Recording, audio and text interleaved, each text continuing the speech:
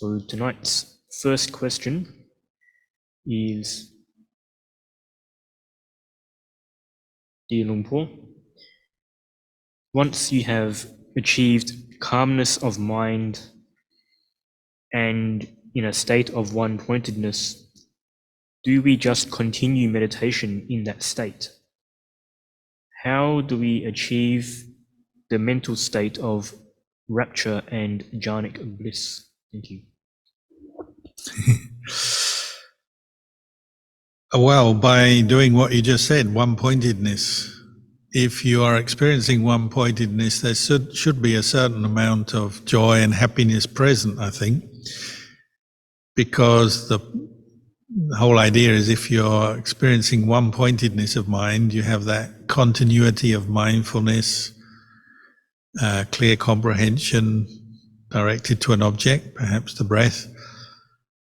So you won't have much distraction. I mean, there's depths to jhana and samadhi. So it could be upajjhara samadhi, it could be khanika samadhi, your momentary concentration. So maybe just for a few minutes, your mental energy gathers together in one-pointedness. And at that moment, there's no distractions. You're just knowing your object. Perhaps the breath and the mind has come together. The 5 hindrances have faded out, so there's no distraction, no sleepiness. The mind is bright, calm, so there'll be a certain level of joy and happiness, but it may be quite brief. So if you achieve that for a short period, well, just keep it going as long as you can. Keep your mindfulness on your object. Don't let doubt distract you, even the doubt, what should I do next? What should I contemplate now? Even that, don't let that distract you. Just keep directing mindfulness to its object and letting go of the hindrances as long as you can. And you'll find through practice, repeated regular practice, those periods will get longer where your mind gathers together, unifies in one-pointedness. The sense of stillness of body and mind, the joy, the happiness will become maybe deeper, more profound sometimes. And that will help you to cope with, say, the pain that might come up. Because if you sit for a long time, well, you're bound to experience some pain in your joints, your body, but the joy, the happiness of samadhi helps you overcome that, deal with that. And then, of course, the one-pointedness stops your mind straying into aversion, anxiety, and so on. So generally the encouragement is do it longer. So if you can attain some momentary concentration, what we call khanika samadhi, then keep going until you can develop upajjhara samadhi. It's called access concentration. So it's not quite jhana where you're completely one-pointed, but it's almost jhana. Just before, it's in the neighborhood of jhana, it's almost there. Ajahn Chah used to compare upajjhara samadhi to a chicken in its coop, meaning a chicken can walk around its coop because there's a caged wall there. It's safe inside its coop, but it can still move around. But say a fox on the outside can't get in, or a person or any kind of danger can't get in, so it's protected. But it can move around, so the chicken can move around and look for food or do whatever it does. Your mind can still move a bit in upajjhara samadhi. It's one-pointed, but not completely one-pointed. So a thought can arise and you can contemplate that thought as impermanent. Feelings in the body arise into your awareness and you can contemplate them as impermanent, as not self. So in upajjhara samadhi, you can contemplate your experience, but without getting distracted, because you are beyond the hindrances, but there's still some movement of the mind allowed or possible. But keep practicing, and you might deepen that state of samadhi or calm into jhana, into appana samadhi, when it's completely one-pointed, just knowing itself, and completely kind of secluded from the world, from the defilements, from the hindrances at that time. So very peaceful, very refreshed, bright, energetic, And so when you come back out of that, in Appana Samadhi or jhana, you can't contemplate. You're just knowing the mind itself. It's just knowing itself.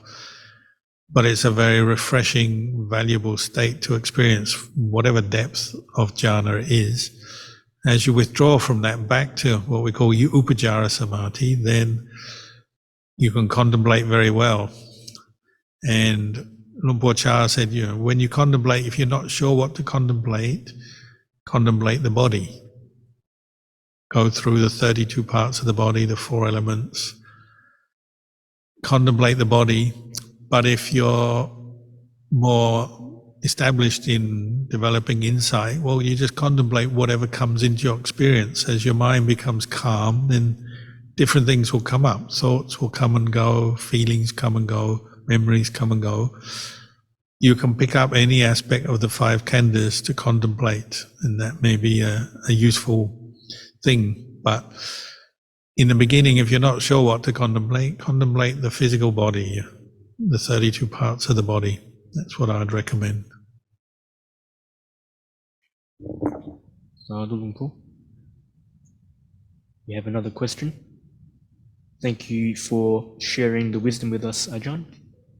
Considering the moral behavior that is practiced and right views are being developed, how should one practice the 4 foundations of mindfulness during meditation and in daily life?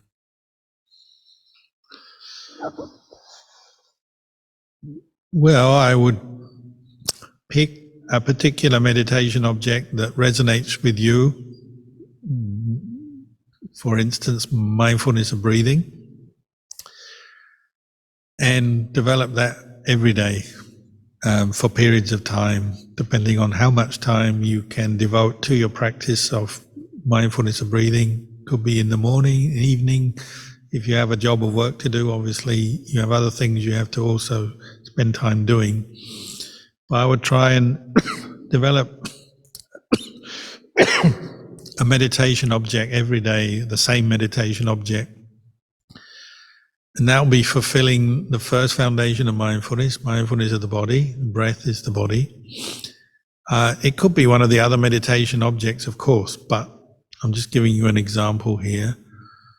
Keep developing that, and out of this meditation on the breath and cultivating mindfulness of the body will come mindfulness of feeling, mindfulness of the mind itself and mental states, and mindfulness of the Dhamma, the process by which kilesa or hindrances arise and lead to suffering, and then the process by which they can be brought to cessation and ended, and we can free ourselves from suffering. These are the 4 foundations of mindfulness, but they all come out of contemplation, for example, of the body, of anapanasati. So I would work with one particular meditation object regularly, and over time you'll find you become more experienced in the other aspects of the 4 foundations of mindfulness as well.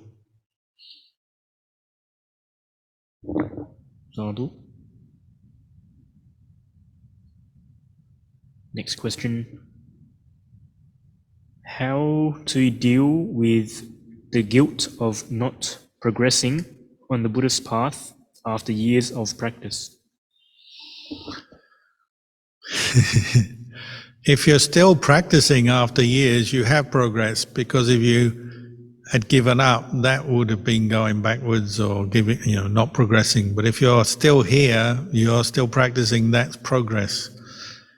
You have to remember, life is full of challenges, temptations, distractions, problems. So if you're still practicing after all these years, you've achieved a lot. It's something worthy of praise. Especially our culture, our modern culture, we're so results orientated, we're so judgmental, we're so kind of comparing ourselves to our ideals and then getting down on ourselves. I'm no good, I can't do it. My practice is no good, I got no samadhi, I got no merit, blah, blah, blah. We love to go into self-aversion because we've absorbed so much information these days. We've read so much, heard so much, know so much, it weighs down on us. And, that can be in just any aspect of life. It can be to do with our health, our, income, our job, our relationships, the way we look, who we know, what we do. Everything becomes something that, we're constantly judging ourselves, competing with others, comparing with others. And we bring those same thoughts into our Dhamma practice. So catch that, reflect on that. Oh, just see me, look at me comparing myself to Nibbana or to all these things I've heard about Dhamma, and look at how bad my mind is, how bad my practice is, blah, blah, blah. Just catch that habit of mind. Don't believe it. Throw it out with everything else. Relax. Come back to your basic practice, mindfulness of breathing, for example. Ask yourself questions. You probably keep the 5 precepts most days, I would say. I don't know who you are, but I'm just guessing here. You probably didn't murder anyone today. You didn't steal anything from anyone today. You didn't run off with anyone else's husband or wife today. You're already doing many good things that you're overlooking, I would say. Because we do this all the time. We focus on our faults and weaknesses and what we haven't achieved yet. And we forget that we have actually done many good things in our life. We forget, we overlook that. So try and look at your life and your practice in a balanced way with perspective. And sure, there's more we can do. We all can do more, put more effort in, of course. But don't neglect or overlook the good you've done already. And the Buddha said from time to time, do this. Go back to reflect on your precepts and on the good things you've done in the past, the generosity you've practiced, helping people, doing different things of value, importance in your life. Reflect on that so that you don't just get caught into a negative view of your life, your practice, because it's not real. Those are just thoughts and they're not real. Be mindful enough to recognize that. Sadhu. Next question. What is the best way to deal with dullness and drowsiness during practice? Well, there was one monk suffering from this, and Luang Por Chah said, go and catch a cobra and throw a cobra into the room with the monk who was suffering from dullness and sleepiness, and he won't go to sleep anymore. You may not have a cobra close to hand to keep you awake, but you get the idea. You have to try harder with dullness and sleepiness. You have to do things that bring up effort, energy in your practice. At the very least, sit up straight, open your eyes, get more light into your mind if that's what's needed. Focus your mind on a candle or a bright light in front of it. Practice chanting. If sitting is just too difficult, you're falling asleep, do walking meditation. Even indoors, you can do walking a few paces back and forth. It's much harder to fall asleep when you're walking. Not impossible. I've bumped into a tree before when I was falling asleep, but generally when you walk meditation, you don't fall asleep. So do things that wake you up. You have to see that your goal is to be in a state of wakefulness. Mindfulness and wakefulness, they're much the same thing. So you're going to have to work at it. You don't give in to it. See what works for you that stimulates brightness of mind, energizes you, brings up more effort, and then apply it to your practice. Sadhu. We have another question here. I want to express my gratitude for your guidance and teachings. Currently, I find myself in a situation where I'm dealing with an unhealthy relationship dynamic with my former partner. Despite the breakup, he has continued to support me through difficult times. However, I'm struggling with a hesitancy to communicate my thoughts openly with him and to make decisions independently. I would greatly appreciate your advice on how to confront and manage these cravings I'm experiencing. Thank you so much for your time and assistance. Well, I don't know you and your situation, but to be honest, it sounds like there's a little bit of uncertainty there, isn't it? You say you've broken up with your partner. Fair enough. Sometimes things don't work out, but you're still in contact with them. So it's good to have friendly relations with exes. You don't want to have a hostile relationship with an ex. You know, if you can avoid it, it's better to forgive, let go of the past. But at the same time, if you are now your partner, and you are no longer together, you have to be clear on that, I think.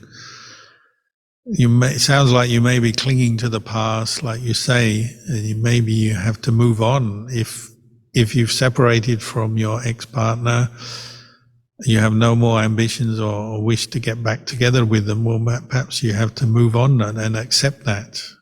You can still have a good relationship with them in terms of being friendly, but maybe you have to look to something else in your life. I mean, you don't have to have a partner. You can be single. I know that may be daunting for some people. But if you're single, it's a time for you to reflect on your life, what you see as important. And I'd say introduce more Dhamma into your life. If you become single, you're no longer in a relationship.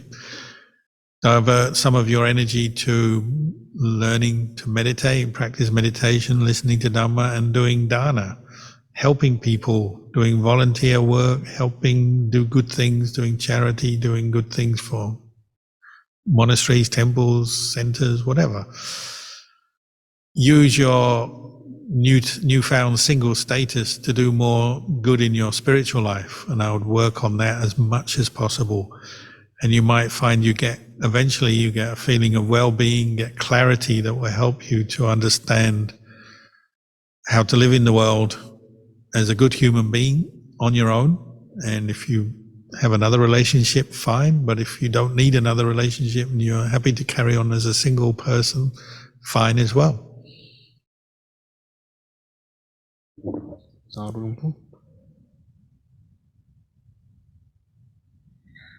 Next question. How important is chanting in meditation practice? Is there a particular significance? You have to go with your heart here. Some people really find chanting helpful as a meditation to calm the mind, as a way to bring up faith and other wholesome qualities, some joy, some interest in the Dhamma. Some people find chanting actually stimulates mindfulness and then wisdom even, because if you know what you're chanting, if they're words of the Buddha, then they'll have good meaning that can remind you of the Dhamma and give you insight. But you have to go with your heart. Some people find chanting, they just don't connect with it, don't resonate with it. They'd rather just quietly meditate on a meditation theme. That's okay. Just one observation, I find that whether it's Western Buddhists or Asian Buddhists, people who are born Buddhist or people who've come to Buddhism later in life, most people I find appreciate chanting more the longer they go on in the practice. At first, they often find it boring. They don't really know the meaning of the words, distracting, tiring, whatever. At first, that's a common reaction. But later, people find it quite uplifting and helpful. And it's just interesting to note that, many monks and nuns who have been considered enlightened, they chant. Every day they'll chant in praise of Buddha Dhamma Sangha, chant reflections, chant suttas, some for long periods of time. So like Ajahn Chah would regularly have sessions of morning and evening chanting in his monastery. And, they could be an hour long easily. Luang Por Man, who was one of Ajahn Chah's teachers, is renowned for chanting for an hour or two every night. And some monks, they will chant, like Luang Por Plian used to come and visit us here. He used to chant the Dhammacakka Sutta every night and other suttas. Often when these venerable, noble ones, enlightened monks chant, you get such a powerful, good energy. Everyone feels good, whether you know the words or not. Just the feeling is already good. They say that's partly because the devas come along and listen too. So it's not just humans, but devas are benefiting, and the devas bring a joyful feeling with them, and you'll pick up on that. So try it, but go with your heart. You can't force someone to chant. If it's not helpful, that's okay. You don't have to chant, but try it and see if it helps you to be more mindful, brings up effort, energy, helps to cut through sleepiness, distraction. It can be a very useful part of the practice.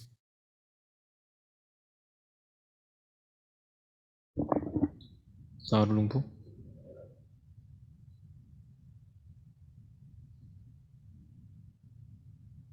Are there any more questions?